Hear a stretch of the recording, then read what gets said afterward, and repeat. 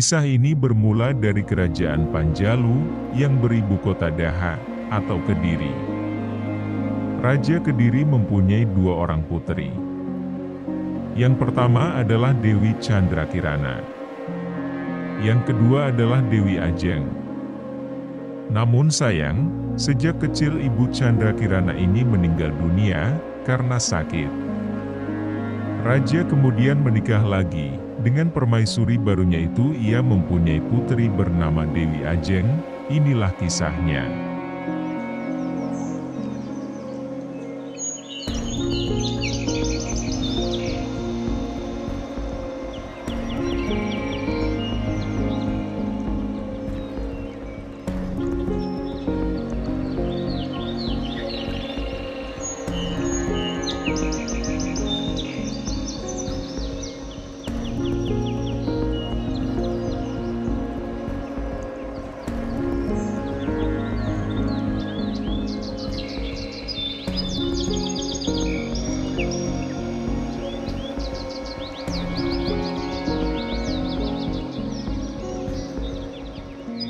Aku adalah anak pertama dari kerajaan Kediri. Namaku Candrakirana. Aku adalah gadis yang cantik, baik budi pekertinya, perasaannya halus, dan hatinya lembut. Aku sangat disukai oleh semua orang di kerajaan Kediri dan rakyat kerajaan Kediri. Sementara itu, Dewi Ajeng, putri permaisuri yang baru. Wajahnya juga cantik, tapi masih lebih cantik dan lembut wajah Candrakirana. Ada bayangan watak kejam dan kaku pada diri Dewi Ajeng. Raja Panjalu sudah merencanakan akan menjodohkanku dengan Raden Nukertapati dari kerajaan Jenggala. Sebulan yang lalu, Raden Nukertapati telah berkunjung ke Daha.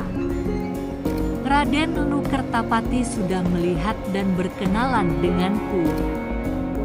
Aku dan Raden Nukertapati merasa cocok. Yang satu tampan dan satunya lagi berwajah cantik jelita. Raja Daha sudah merencanakan bahwa 40 hari sejak perkenalan itu akan dilakukan pertunangan resmi.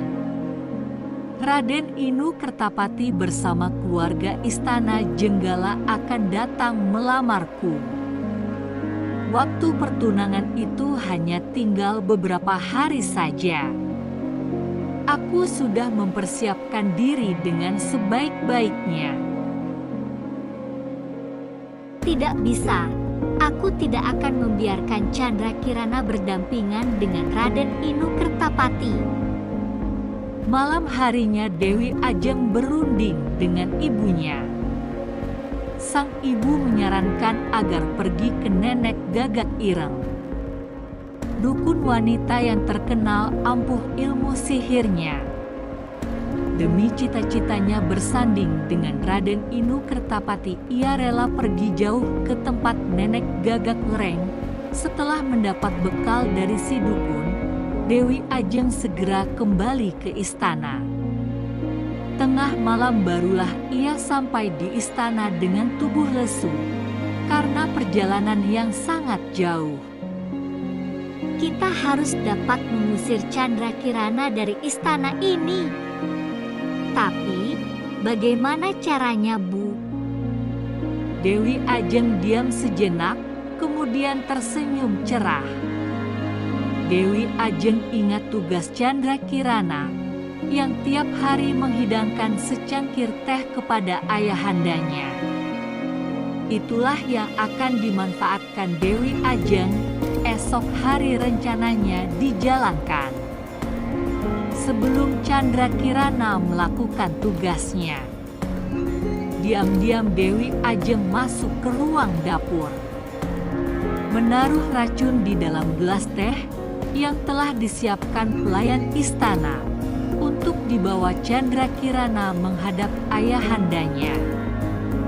Hati sang Dewi Ajeng berdegup kencang.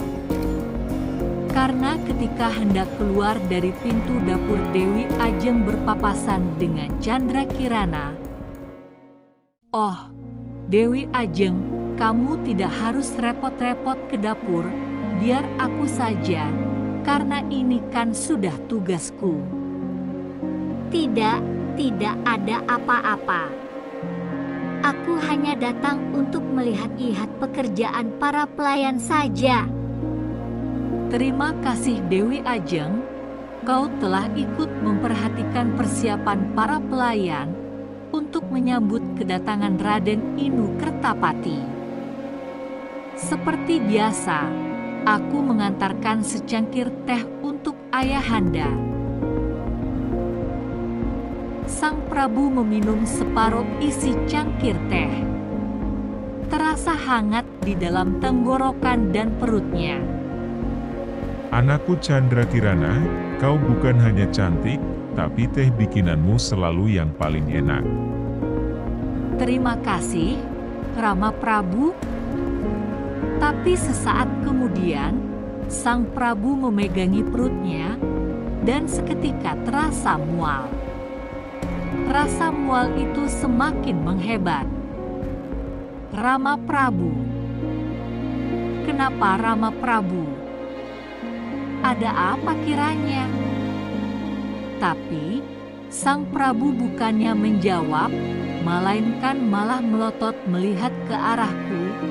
Nafasnya mulai tersenggai-senggal. Kemudian malah muntah darah. Lalu, aku segera memeluk ayahku yang hendak roboh. Dewi Ajeng dengan amarahnya menuding ke arahku dan menuduhku. "Apa yang telah kau lakukan Chandra Kirana? Teganya kau hendak membunuh ayah sendiri. Kau pasti telah meracuninya." Tidak mungkin saya meracuni Rama Prabu. Saya sangat menyayangi Ayahanda." Sang Prabu segera diangkat ke pembaringan. Tabib istana segera datang memeriksanya. Wajah tabib kesehatan istana Kediri ini nampak tegang. Ia memeriksa tubuh Sang Prabu dengan seksama. Beberapa saat kemudian, sang tabib bernafas lega. Walau Sang Prabu belum sadarkan diri. Beliau terkena racun, tapi racunnya tidak terlalu ganas. Walau demikian, beliau harus beristirahat total selama beberapa hari. Esok harinya Raja Siuman, ia betul-betul tak menyangka putri kandungnya sendiri telah bermaksud membuatnya celaka. Chandra Kirana, apa sesungguhnya yang kau inginkan? Ananda hanya menginginkan kesehatan dan kebahagiaan Rama Prabu. Tapi buktinya, kau telah mencoba membunuhku. Bukan hamba pelakunya, Ananda tidak mungkin melakukan itu Ayahanda. Memikirkannya saja hamba tidak pernah untuk melakukan itu. Ananda mohon Ayahanda untuk menyelidiki lagi siapa orang yang kejam dan sudah sejahat itu sampai menaruh racun di minuman itu. Hukum harus ditegakkan di kerajaan ini, tak terkecuali terhadap anakku sendiri. Bukti dan saksi telah memberatkan tuduhan perbuatan jahatmu. Kau seharusnya dijatuhi hukuman mati. Tapi, aku cukup bijak, kau hanya dijatuhi hukuman diasingkan dari istana. Sekarang juga kau harus pergi dari istana ini. Dengan berlinang air mata, aku terpaksa meninggalkan istana Kediri. Sekarang, aku sendirian dan tidak memiliki siapapun. Aku melangkah tanpa tujuan. Dengan derai air mata, aku terus berjalan hingga sampai di tepi pantai. Tanpa aku sadari, sejak tadi dari kejauhan, Dewi Ajeng dan Nenek Gagak Ireng mengikutiku secara diam-diam. Nenek Gagak Ireng, itu dia Chandra Kirana. Ya, aku sudah tahu. Kau tunggu di sini, biar aku sendiri yang maju menanganinya. Hihihihi. Nenek Gagak Ireng bergegas menghampiriku setelah cukup dekat. Nenek Gagak Ireng membaca mantranya. Tongkat hitam di tangannya diacungkan ke udara beberapa kali. Nenek Gagak Ireng menarik napas panjang hingga perutnya membesar. Dewi Ajeng yang berada di samping Nenek Gagak Ireng bergidik merinding ketakutan. Saat itu, aku berada di dekat sebuah batu karang. Nenek Gagak Ireng menghembuskan udara dan perutnya dengan sekuat tenaga.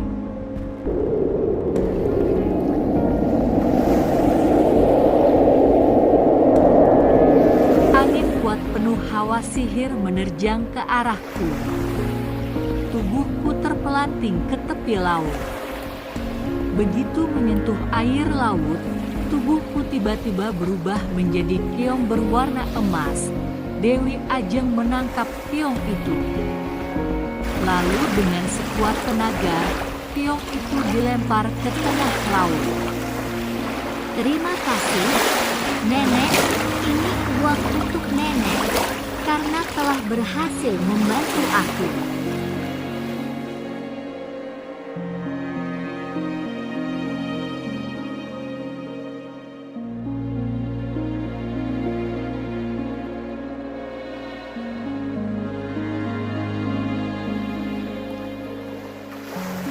Aku pun terombang-ambing di tengah laut terbawa ombak.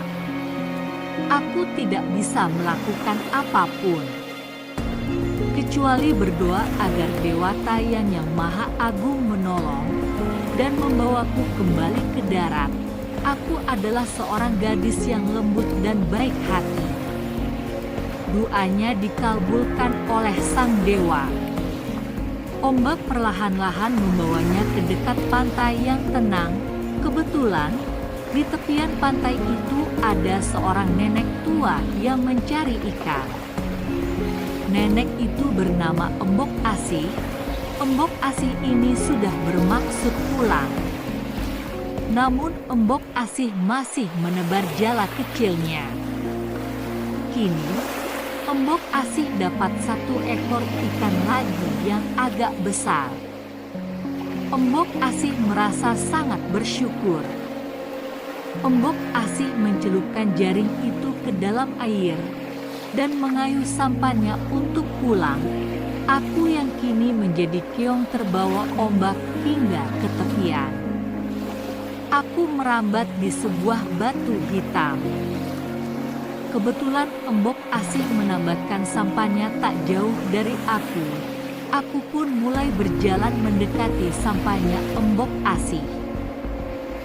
Kelihatannya keong ini lucu dan manis. Baiklah, akan kubawa pulang saja ke rumah. Lalu kau akan kupelihara.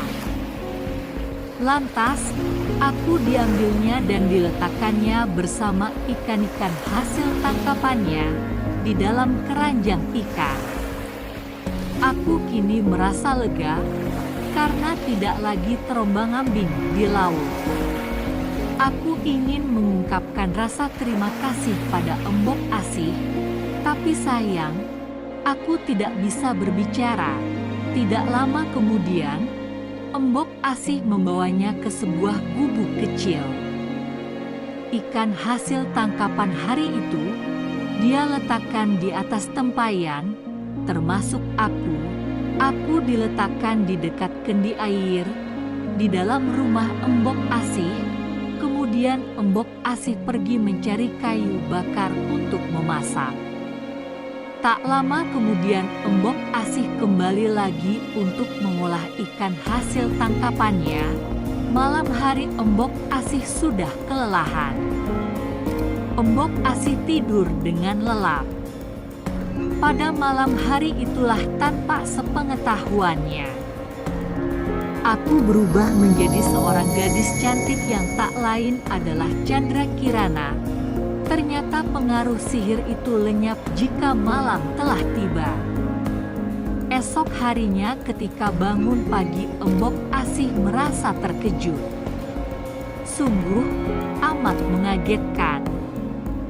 Di atas meja makan, di dalam rumahnya telah terhidang berbagai macam makanan lezat. Setelah sarapan pagi, Embok Asih pergi ke pantai mencari ikan. Siang itu nasib Embok Asih agak kurang baik. Embok Asih sudah berusaha sekuat tenaganya menjaring ikan. Namun hingga menjelang sore yang didapat hanya seekor ikan. Dengan langkah yang lemas dan lesu, Embok Asih pulang ke rumah. Kalau hanya seekor, aku tidak dapat menukarnya dengan beras atau bahan makanan lainnya di pasar desa.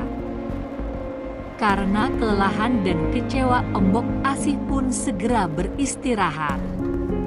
Tak berapa lama kemudian Embok Asih tertidur lelap hingga pagi hari. Pagi itu Embok Asih dikejutkan lagi dengan adanya hidangan masakan lezat di atas meja. Aku baru menyadari ternyata kutukan nenek sihir itu hilang di malam hari. Karena itu, selama beberapa jam, dia bisa kembali ke wujud manusianya. Dia memanfaatkan keadaan itu untuk mengungkapkan rasa terima kasihnya kepada Embok Asih dengan memasakkan makanan untuknya. Kejadian di meja makan ternyata tidak terjadi sekali, tetapi berkali-kali. Hal itu membuat Embok Asih penasaran. Saking penasarannya, suatu hari, sehabis mencari ikan, Embok Asih pura-pura tidur, malam pun tiba.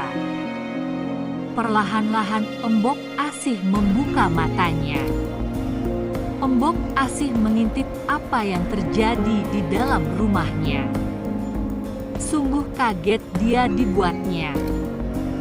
Dia melihat keong emas menjelma menjadi seorang putri yang cantik jelita. Lalu, buru-buru dia bangkit dari tempat tidur. Kamu siapa? Aku kaget sekali, tiba-tiba ditegur Nenek Asih. Aku Chandra Kirana, aku putri kerajaan dari Daha. Entah mengapa, aku tiba-tiba menjadi keong emas. Lalu, kenapa kamu memasak makanan untukku? Aku ingin mengucapkan terima kasih karena nenek telah menyelamatkanku dari tepi laut. Oh, kau adalah jelmaan keong emas yang kutemukan di pantai? Benar nenek, tolong biarkan aku tetap berada di rumah ini bersama nenek. Ia tidak mengapa, kau boleh tinggal di tempat ini. Aku akan menganggapmu sebagai anakku sendiri. Terima kasih nenek, nenek baik sekali. Demikianlah, jika siang hari aku berubah menjadi keong emas, jika malam tiba aku kembali menjadi seorang gadis cantik. Jangan khawatir anakku, aku yakin kau adalah orang baik. Mari kita bersama-sama, tiada hentinya memohon kepada Tuhan, agar kau dipulihkan seperti sedia kala. Terima kasih nenek. Sejak saat itu, aku tinggal bersama nenek. Nenek bernama Mbok Asih. Setiap malam tiba, Mbok Asih berdoa kepada Tuhan agar aku dipulihkan seperti sedia kala. Sementara itu, di tempat lain, di sebuah desa yang jauh dari keramaian kota, ada seorang pemuda berwajah tampan sedang berkelana. Oh Dinda Chandra Kirana, di manakah engkau gerangan berada? Pemuda itu tak lain adalah Raden Inu Kertapati. Ia telah mengembara ke berbagai desa untuk mencari Chandra Kirana yang telah hilang dari istana.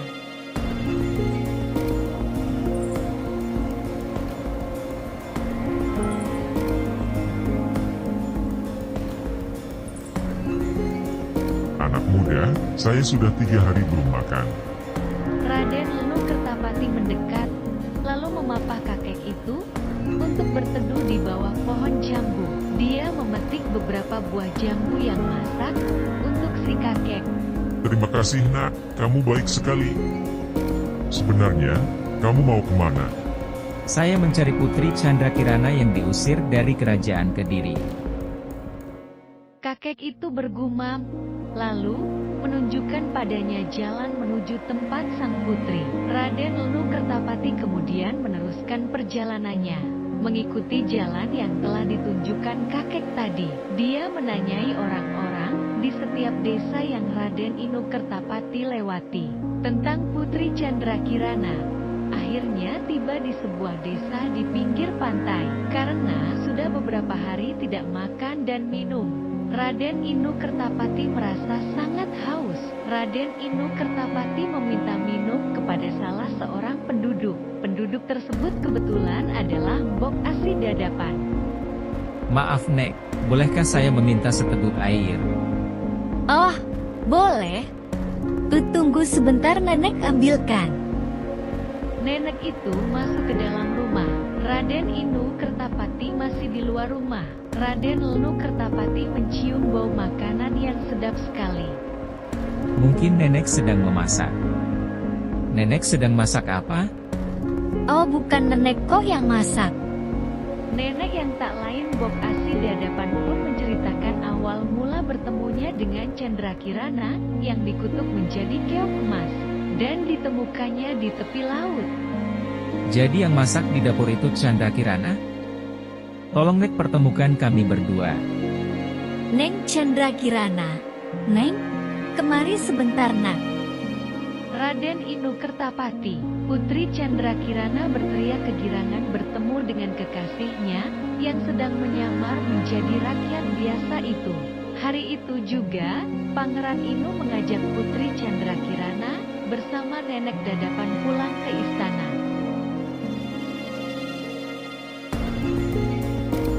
Ketika Pangeran Inu dan Putri Candrakirana telah tiba di kerajaan Kediri,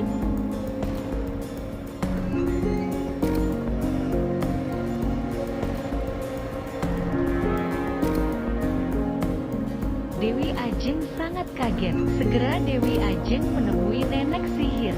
Nenek sihir mengatakan bahwa sihirnya akan hilang bila Candrakirana telah bertemu Pangeran Inu. Dewi Ajeng sangat marah. Dia membentak kepada Nenek Gagak Ireng dan memakinya. Lalu Nenek Gagak Ireng pun tidak terima dengan kemarahan dan makian Dewi Ajeng. Lalu Nenek Gagak Ireng pun murka dengan menyihir Dewi Ajeng menjadi keong. Tetapi keongnya tidak sama dengan Candrakirana. Dewi Ajeng disihir menjadi keong hitam dan tidak ada syarat apapun untuk bisa kembali menjadi manusia untuk selamanya. Selang sehari setelah peristiwa itu, Raden Inu Kertapati dan Candrakirana melangsungkan pertunangan.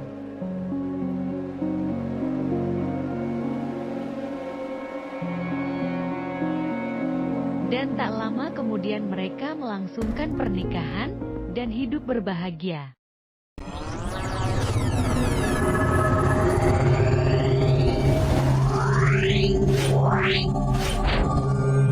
Wow.